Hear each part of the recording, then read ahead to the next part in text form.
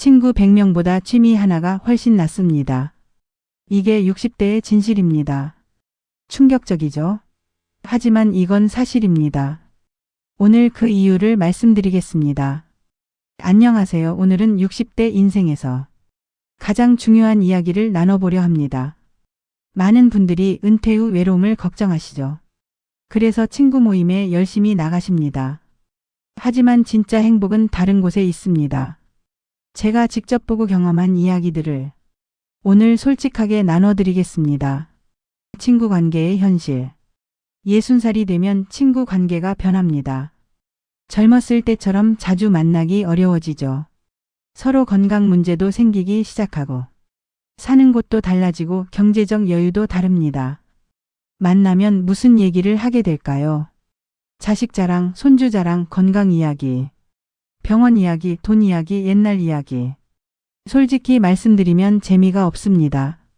처음엔 반갑지만 시간이 지나면 점점 피곤해집니다. 왜 그럴까요? 성장이 없기 때문입니다. 같은 이야기만 반복되기 때문입니다. 서로 비교하게 되고 질투심도 생기고 집에 돌아오면 오히려 우울해지기도 합니다. 취미가 주는 진짜 가치. 이제 취미 이야기를 해보겠습니다. 취미는 완전히 다릅니다. 취미는 나만의 시간입니다. 누구와 비교할 필요가 전혀 없습니다. 취미는 매일 조금씩 성장합니다. 어제보다 오늘 나아진 걸 느낍니다. 사진을 찍든 그림을 그리든 악기를 연주하든 글을 쓰든 매일 발전합니다. 이게 얼마나 행복한지 아십니까? 60대에게 가장 필요한 게 뭔지 아십니까? 바로 성취감입니다. 자존감입니다. 나는 아직 쓸모 있는 사람이라는 확신입니다. 취미가 그걸 선물합니다. 친구는 나를 과거에 묶어둡니다. 옛날에 우리 말이야 이런 얘기만 하죠. 취미는 나를 미래로 이끕니다. 내일은 더 잘해봐야지 이렇게 되죠. 이 차이가 천국과 지옥의 차이입니다. 아침에 눈 뜨면 설레는 마음이 듭니다. 오늘은 뭘 할까 어떻게 해볼까? 이런 생각이 듭니다. 친구 약속은 가끔 귀찮습니다. 솔직히 말이죠. 하지만 취미는 기다려집니다. 이게 진짜 큰 차이입니다. 실제 사례들. 제 주변 사례를 말씀드리죠.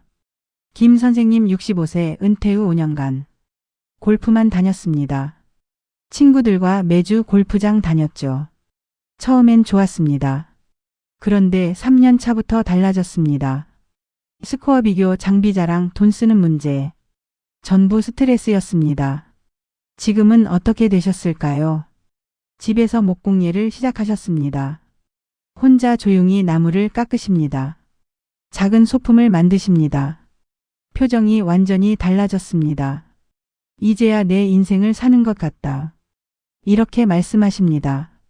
또 다른 분 박 여사님 62세. 친구들과 매일 카페에서 수다 떨었습니다. 그런데 어느 날 깨달으셨습니다. 나는 뭐하고 사는 걸까? 수채화를 시작했습니다. 처음엔 서툴렀죠. 선도 삐뚤고 색도 이상했습니다. 하지만 6개월 후 작은 전시회를 열었습니다. 동네 카페에서요. 친구들도 왔습니다. 하지만 이제는 관계가 달랐습니다. 그저 수다만 떠는 친구가 아니라 예술가로 봐줬습니다. 존중받는 느낌, 이게 얼마나 소중한지 모릅니다. 취미가 만드는 새로운 관계. 취미에 또 다른 장점이 있습니다. 새로운 사람을 만나게 됩니다. 하지만 이건 옛날 친구와 다릅니다. 공통 관심사로 연결된 사람들입니다. 사진 동호회, 등산 동호회, 독서 모임, 악기 동호회. 이런 곳에서 만난 사람들은 나이도 다양합니다. 50대도 있고 70대도 있습니다. 직업도 다양하고 배경도 다양합니다. 하지만 우리는 하나로 연결됩니다. 바로 그 취미로요. 여기서는 비교가 없습니다. 누가 더 잘 사는지 관심 없습니다. 그저 오늘 무엇을 배웠는지, 어떻게 발전했는지 그것만 중요합니다.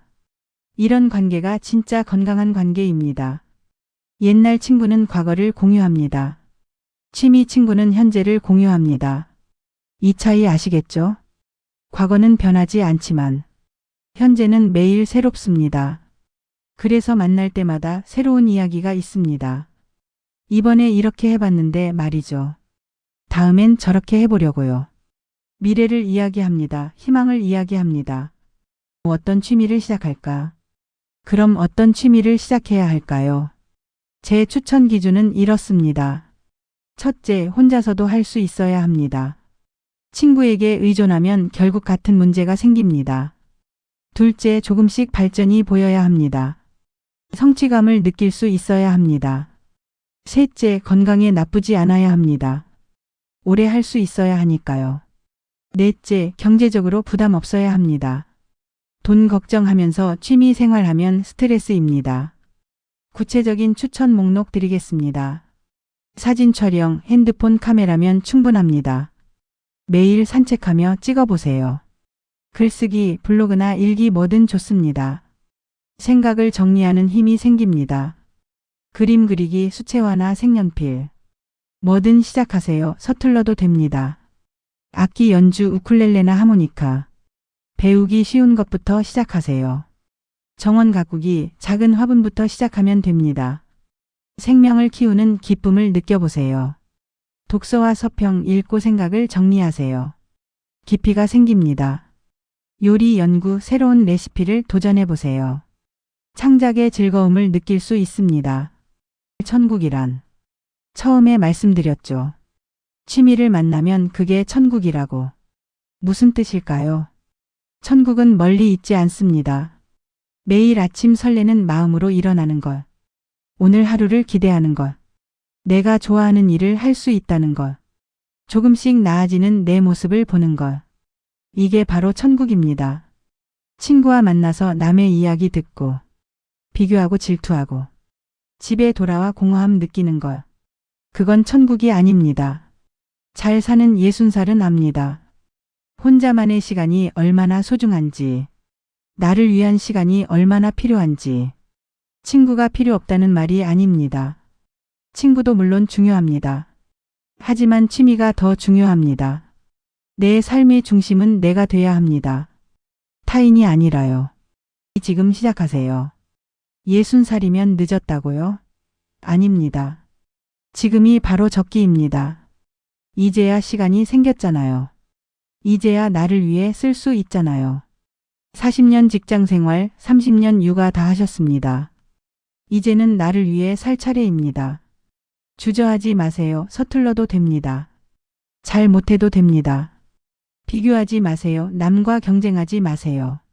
어제의 나와만 비교하세요. 오늘의 나는 어제보다 나은가? 그것만 중요합니다. 친구 모임 가기 전에 생각해 보세요. 정말 가고 싶은가?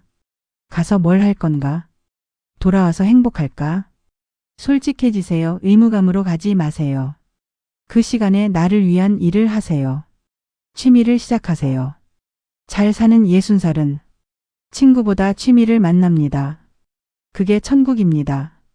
여러분도 오늘부터 시작해 보세요. 작은 것부터 시작하세요. 산책하며 사진 한 장 찍어보세요.